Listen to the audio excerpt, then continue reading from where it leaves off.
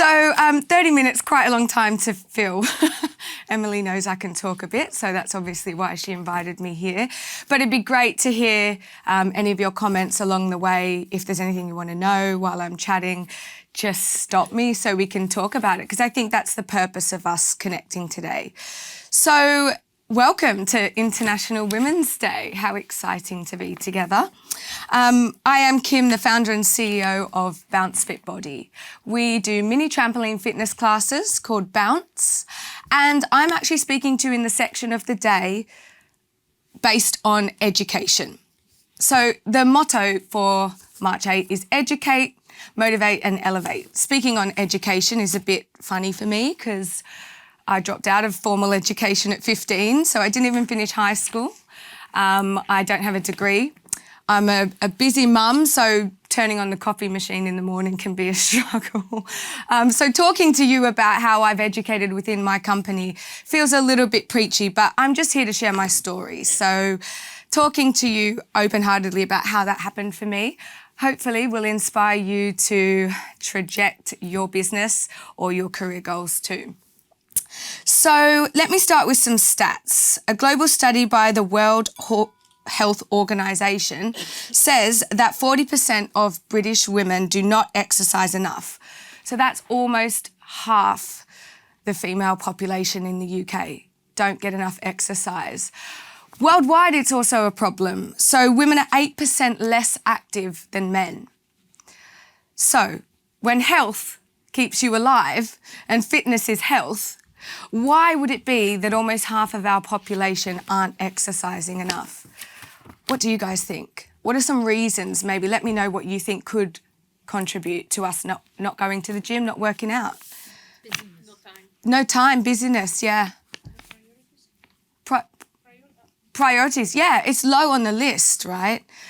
There's children in front of you or running the household or, you know, just getting all the chores done that you might be doing. Anything like that could come in place of yourself. And we're notorious for putting ourselves last on the list. But when you are the woman who is inspiring and full of energy, you must make time for your exercise and your health. So, yeah, too busy running the household, putting the children first, many things like that, your career goals. Studies show that women are facing more environmental, social and cultural barriers to participate in physical activity than men. So mix this with 1 in 3 entrepreneurs being female. That isn't a great stat for the fitness industry. So what I want to do today is talk to you about why it's important to me to put women in leadership roles within our industry. So I feel there's a really big need to steer my business in that direction. Not only have a successful business and have an inspiring business, but find ways to elevate women within my business so we fix these ratios. I've left my clicker over here, but I've got a little video for you to play. No one gave me clicker advice. Here we go. I love Bounce. I've only been coming literally a couple of months and now I have like loads of new friends. I come twice a week. It fits around my lifestyle and I'm slightly addicted to it now. I literally love it. It's really good fun. It's a deeper connection that's leading me. And I'm lost in your love when you hold me. Just hold me, 'cause I don't wanna run from your heartbeat, no, 'cause I'm lost in your love. I can't break the flow, you're taking it all. I'm lost in your love.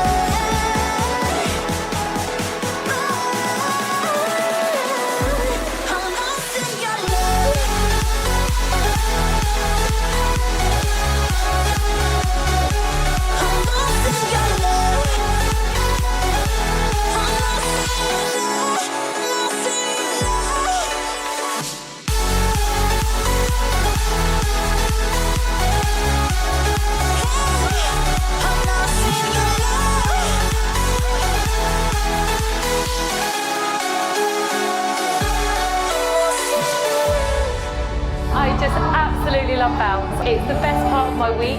I know that even if I don't feel like coming, I never ever regret coming to Bounce. And as soon as I get home, I always feel super proud that I came. And it's great for your fitness, but it's even better for your mental fitness. So love Bounce so much.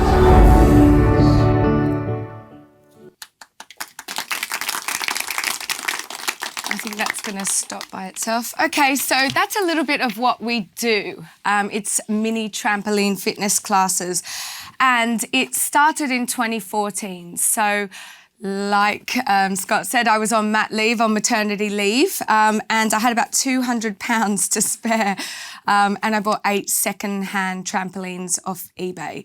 So we'll get to that a little bit later, but fast forward to where we are now, 7 years later. Bounce has an average of 40,000 people attending every month.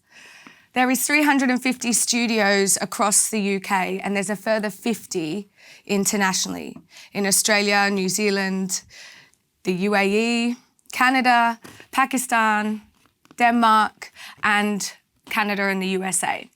So when you look at those stats, to me, they sound like a lot. To me, they sound like we're doing a lot. We're doing as much as we can. We're growing fast. But to still think that there is 40%, almost half of the female population not exercising enough, there's still more to do.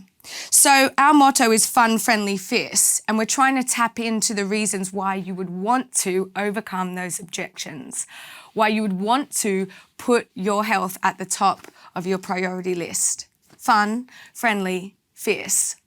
I chose that motto because I feel like when I sat down and look at the attributes that I want to bring to the forefront of my personality and what I want other women to bring forward for me to feel comfortable to interact with them and for my brand to symbolise, I think that it's beautiful that we're fun. I think it's so enveloping that we are friendly, and to be fierce women is so important as well. So that's our motto.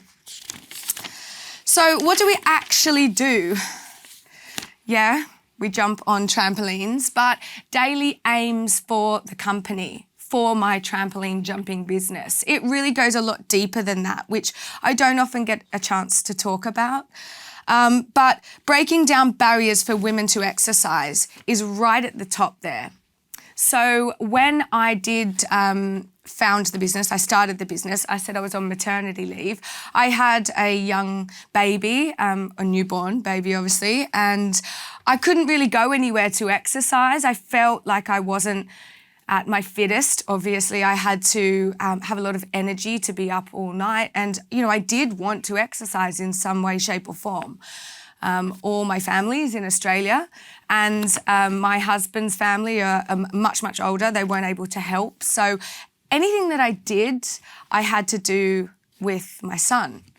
And there was nothing. There was no way I could go into the gym with a baby. I couldn't take him to a netball game. I couldn't sit him on the sideline when I had a run round the park. Like, yeah, I could push in a pram, but this is England. So how many sunny days do we get like today? By the way, someone's shining on women today with that beautiful sun out there, which is so nice to see.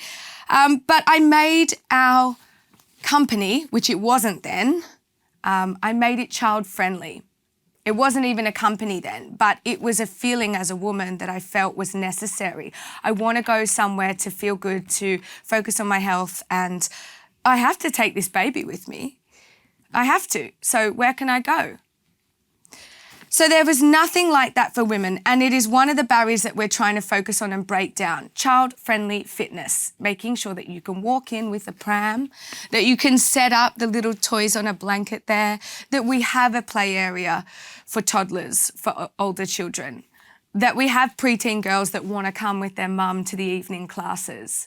So we don't charge children. We make sure that they can walk in and feel comfortable. And that brings a really nice vibe to the class. Not pretentious, nothing to worry about. You can be a beginner. You can actually just faff around with the kid if you need to. There's lots of women sitting on the trampoline and breastfeeding. Anything goes. And we're trying to show that in our social media. We're trying to bring that imagery to fitness, because it doesn't have to be scary. So daily aims include breaking down those barriers, but simple things like pay-as-you-go exercise classes, no contracts, no commitments, and yeah, competitively priced. It's $6.95 for an hour, and you can come and go whenever you like. So they're the daily aims that we sort of talk about and think about every day. And I would just ask you to go back into your workplace and think about what are the things, the little things that matter to you as a woman that you could maybe bring into the places that you work. What is your lifestyle like? And marry that up with the job and the tasks that you're doing every day. And that can easily affect change. Don't be afraid to talk about that. Don't be scared to sit on the trampoline and breastfeed is what we say. Whatever it is that you need, bring it out, say it, speak loudly about it.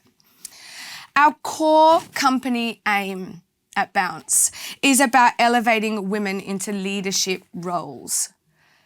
So you might say that's unusual. How are you going to do that? So we have developed an instructor training program. So everyone that teaches Bounce is a woman that got scouted or came to us that wanted to teach. So they want to be at the front of the room. So we do a lot to encourage and draw that out of people. They don't always think they want to be at the front of the room teaching the class. They're just excited to be there half the time. But if we see someone that we think has got great potential, that's confident, that's committed, we will scout that person and we'll either give them a scholarship to train to become an instructor, or we'll bridge those gaps for them and give them an online course if they can't come to the day. Whatever those sort of setbacks are that they might say, we'll try and empower that woman to say, look, it's jumping on a trampoline. Give it a go. How hard can it be? And I think we've got the beauty of the piece of apparatus, the trampoline, that kind of lessens the stress for people. And maybe that's the, I guess the je ne sais quoi, the little bit for me that's quite easy for me to say, look, it's just a trampoline. I don't know how you can apply that in your job, but you've got to find a way where you don't make it scary and it seems achievable, and that you can find reasons to not allow someone to say no to you when you're trying to elevate a woman within your company or your workspace, your friendship group, whatever that might be. So our instructor training program happens every month. And I'm really proud to say that in the first 3 years of starting Bounce, we recruited and upskilled one woman every second day into a leadership role by either teaching at the front of the class or running their own business with our franchise model, which I'll talk more about in a second. So we literally put them on stage. We literally elevated people and said, you're going to teach on this stage and I'm going to elevate you by putting you on top of a trampoline. So not metaphorically, I actually want to see women higher, prouder and louder. And we can do that with something as simple as a fitness class. So obviously you need to learn the program, you need to get certified, there's theory elements, but we take you step by step through that. And all of those things that might seem scary when upskilling, we have a management team and we run a company that is hand-holding women all the way, checking on the progress, being available for them, showing them through seminars how maybe to fix this element of their teaching skills or how to grow in that way. So providing the resources in our training program ongoing is critical to that actual success and that achievement of becoming an instructor or being a fitness instructor with Bounce Fit Body. So let me talk to you about the actual franchise model. So once you become a Bounce instructor, you can teach at your local venue. So the classes that you were going to and paying for, you are now getting paid for.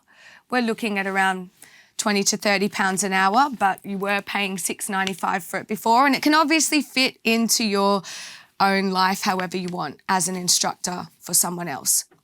Or you can take the next step with our company, which is franchising. So we offer a franchise model, which is now run 350 times over just in the UK. There's franchisees that then go on to have their own venue, and that can be as simple as in the school hall, or it can be at a scout hut, or it can be at the local community centre. or it can be in a gym, wherever that franchisee wants it to be. And their earnings are around £100 an hour for a basic class of 20. So there's a lot to be earned from this financially, and you think that would entice women enough. £100 an hour for flouncing around on a trampoline, I'm in, right? You would almost think like that's easy. But the hardest thing in our job is converting those instructors, those people that want to teach, that see the value in standing up the front, that already feel confident, to take that next step and run their own business. It's a really, really big challenge for us. And I think that that's pretty akin with most things in society for women. We'll dip our toe in a little bit. We'll think this is our comfort level. It's already pushed, you know, to the barrier that I'm comfy with. But we have to keep reminding ourselves of how far we can go and how beneficial it is for those around us and those beneath us, like our daughters. So yeah, I'm pushing you today to think about, have you dipped your toe into something but not smashed through that ceiling yet? What could it be that you go further with, which may be really, really difficult for you, but really, really inspiring for those people around you? Don't go halfway. Keep pushing it. So let me just take it back so you can have some context here. I was actually working in corporate for most of my career. I was a sales manager for an events company in London. Long, crazy hours, always out at night having to do the events, to schmooze. And when I got married and became pregnant, there was a sudden restructure in my company. I was the only female in management at the time, so it was heavily a boys' club, like literally strip clubs and things like that that were fun. They were the sort of company fun things to do. So there was a big battle. I felt like there was a daily battle where it was like, oh yeah, okay, Kim, like that. So, I wasn't super happy there, but I'd committed so much of my life there and it was financially very, very stable for me. So when this restructure happened, it was clearly because I was going to go on maternity leave and wasn't going to be able to do all those things. And I actually didn't get the role that I really should have got, that was hands down obvious that was mine. And I felt like it was crushing. It was so hard for me to accept that. I'm Australian, so I'd moved here and committed my life to be here. And, my work was everything. It was my whole identity. So it was a really big blow when I did decide to leave or knew that I just couldn't work for a company like that anymore. But it's also the catalyst of all the reasons that I want to forge forward so much for women and bring those things into my workplace. So I guess I've got that to be thankful for. So what I did was think about passion-led career paths. What am I passionate about? What do I love to do? I just spoke to someone that said to me, I love my job so much. I love my job so much. I hate the weekend. When the weekend comes, I don't want to go to the weekend. I was like, what? I guess that's such a great thing to say, but a lot of people don't have that or that level of passion for their job. And I wanted that. So I thought about, what am I going to do? I've got a lot to give, and now I'm 31 and I'm just about to have my first baby. I don't really know if this is the right decision. All those fears were in my mind. But focusing on what I love, which is sport and fitness, and the feelings that gives me. I like to be part of something. I like to be part of a team. I like endorphins.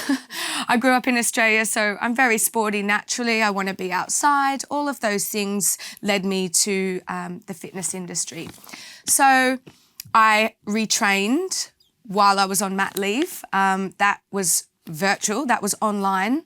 So I would literally be doing online lectures with a breastfeeding baby, saying to the teacher, typing in the chat, don't put me on screen if I answer a question because I've got a tit out, I can't. So she'd be like, what is? I'm like, don't ask.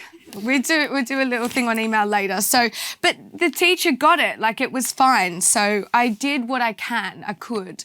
And I'd be choreographing routines in my kitchen with a baby on the shoulder, doing the grapevine, trying to think, this is crazy. Like, I'm better than this. Why am I doing this? I should have just stayed in that job, because I feel like such a numpty dancing around the stove and, but it was passion led. It was critical that, I stayed focused on what it could be.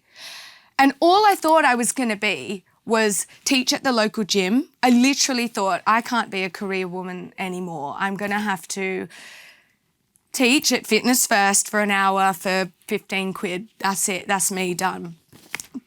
But it's not. It just was for that moment.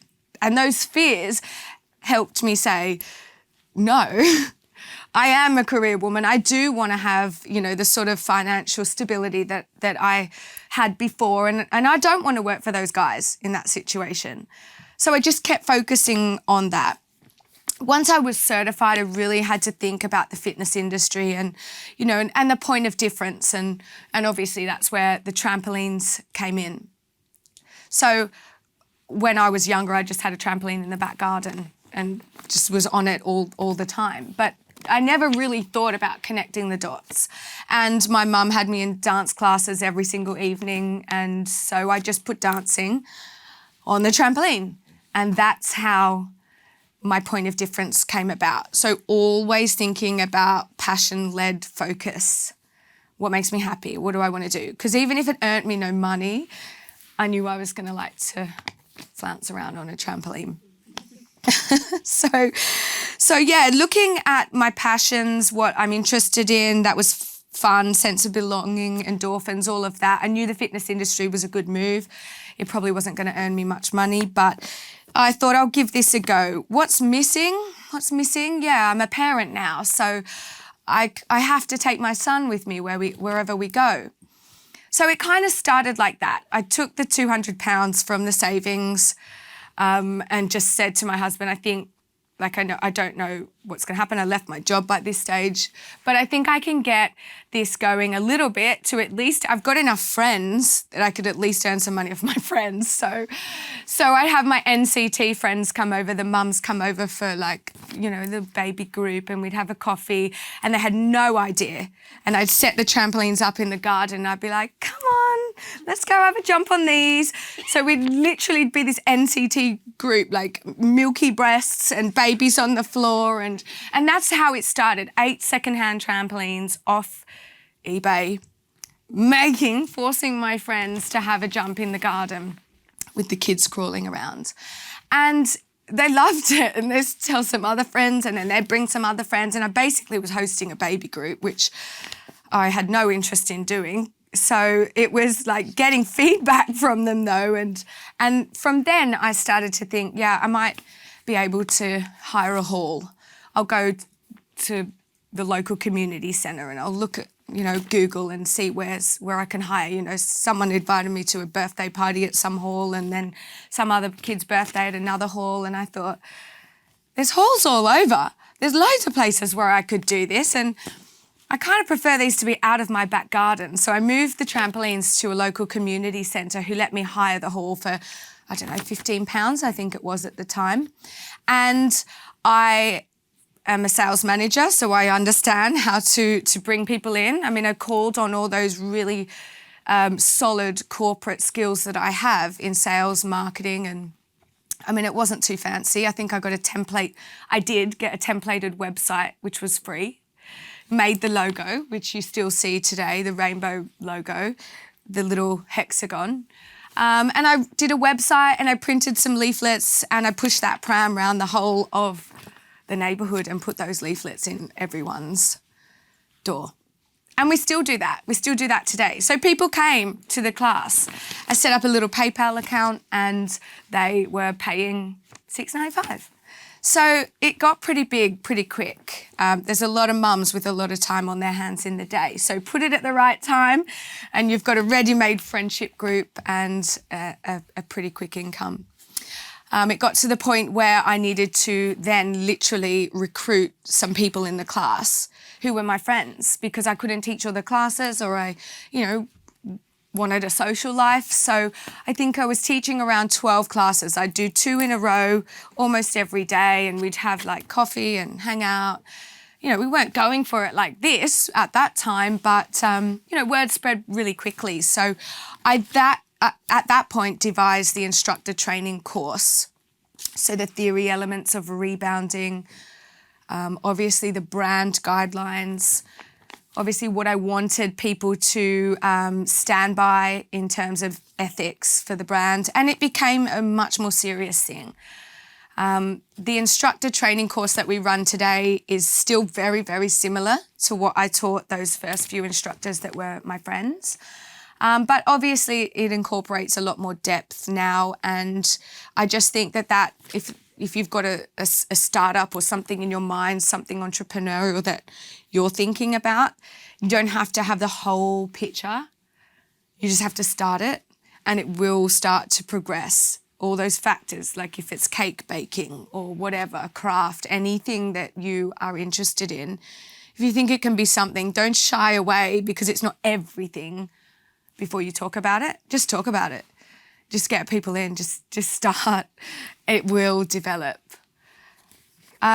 So yeah, that then became me and a couple of other people. It became a team, and we were teaching, and then I thought, well, about 4 miles away, there's another hall over there that will attract the next group of women. So that's how it started. I taught at one place, one of the other girls taught somewhere else, and someone else, and then, you know, there's a lot of women coming with their children and enjoying our workouts. But then it became quite a lot for me to manage, and that's when I devised the franchise model. I thought, everybody else needs a piece of this pie. I'm basically paying them an instructor wage, but I'm earning quite well now. I'm going to make this a serious, legitimate model. And that's when the franchise model was grown, which wasn't, again, I didn't really know how to do that. I literally Googled and rang up some lawyers, all different lawyers, and I was like, I've got this idea, and I think it needs to be legalised in some formal legal way. And they would be like, what do you mean it's on a trampoline? Like, no one even knew what I was talking about then. But I found this fantastic, God-given lawyer who was a lady, and everyone else was a man that I spoke to. And she's like, you have something here. This is so cool. And we need to protect it. And this is how we're going to do it. And she basically whipped out a templated franchise document, which is simple for lawyers, I guess. But I was like, oh, they're all the things that I need to protect. That's right. Like, and I literally was like a child. But I think that's the most important thing to tell you, like every step of the way.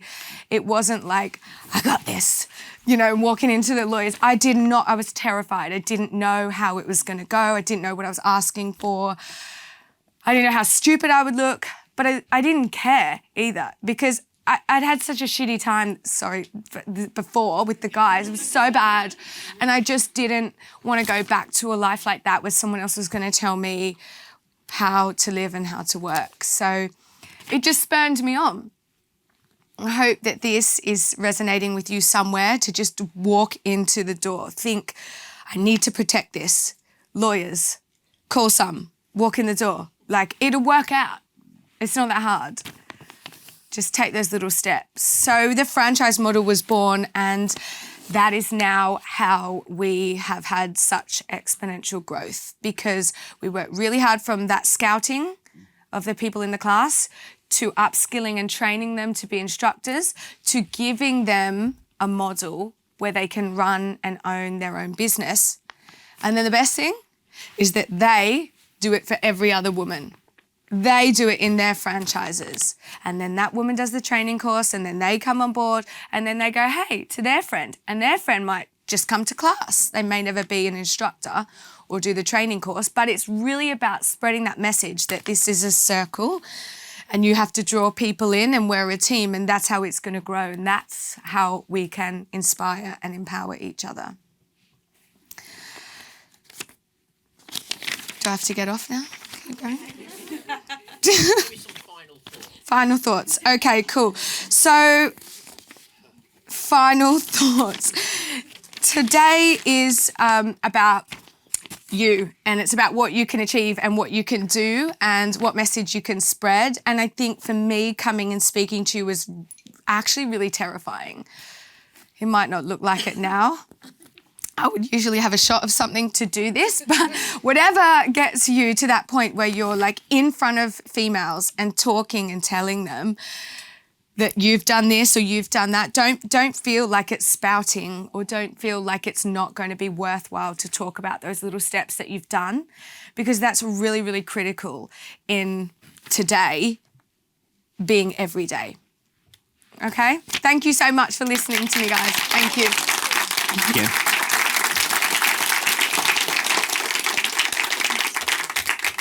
Well, brilliant start to the day. Sorry we had to rush you along a little bit. Oh, there, no, to be that's honest. a good thing.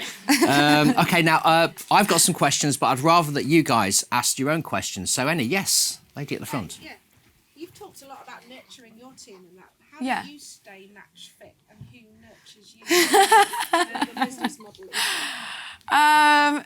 That's a really hard question, and it's. Can you repeat the question, because Oh, sorry. we couldn't hear it. I said she spends a lot of time nurturing her team, but what does she do to stay match fit in business herself and to make sure that she is also nurtured? Yeah, I've made that mistake by not even acknowledging that for a while, because I felt like the purpose and the speed at which it was growing and the excitement was enough. It was fulfilling me, but 7 years down the track, it can be very, very draining. And working in a very physical type of industry, there's a lot of expectation on me constantly performing. So the only way I know how to answer that is to say no. I say no to things now. I have to say no. And I even find it difficult, like really understanding where to say no, but it can be as simple as like, don't even talk to me because I can't even speak. Like, I'll say that to my husband even, because it'll just be too much. So I have to conserve like my mental state, like my sleep, eating well. I've had to write down, eat now, like in my diary, because I can get so busy rushing around, or you can get pulled in so many ways. And so simple things like that, eating enough, recharging enough, sleeping enough, saying no enough times, like I feel entitled to do it now. I'm not ashamed to say it. Be entitled to say no, especially to social things. I've recently made some really big mistakes by just feeling like, oh, she would love it if I went, so I'm just going to go. And it's just been a massive blow up. And I've given nothing good for myself. I've been agitated. I've probably ended up having an argument with someone that didn't deserve it. I've come home in a mood, like social things, they're really down here for me now, because I know my circle and I don't feel bad about saying that. And when I do have time, I want it to be with people that aren't in my circle that are really going to benefit me. So just really assessing that. Put them in colours. Work that out. OK, Yeah. any more? OK, we'll take one more question, lady at the back there. If you'd just like to stand up and just maybe raise your voice slightly. All right. So how did you and your franchisees deal during the pandemic? Because I imagine for 150 franchisees is different Yeah. from dealing with it. Yeah, it was very, very difficult, because the way the business works is they buy a franchise model, they buy protection zone, and they pay a very small fee. We are very low risk franchising. It's around £1,000. It's not much. We earn our money as a company by taking a percentage of every attendee that goes to the class. So we say we're not making money unless you're making money. So as women, we work together. So I don't take any license fees. Once you're a certified instructor and you have your franchise, if you never teach, if you don't do anything, I'm not earning any money off you. So I'm forced to provide you with the resources and the support and the continued upskilling. And we have to work together as a team, because when people go to your classes, you make money, and that's when I take a percentage of it. So it's actually in the business model, which has won many awards for operating that way, because it purely says we're going to work together. We're going to support each other.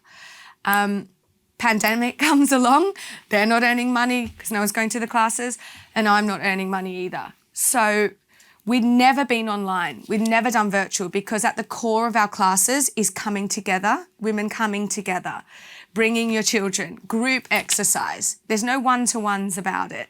And I did not want to be online because of that reason too. If you can just work out at home, then the whole ethics of the company, being together, supporting one another in that group environment, doesn't work. I could have made a lot of money taking it online from day one, but that was a real purpose. So it was very difficult to go back on that. But we had to keep the company afloat. So virtual classes became a thing.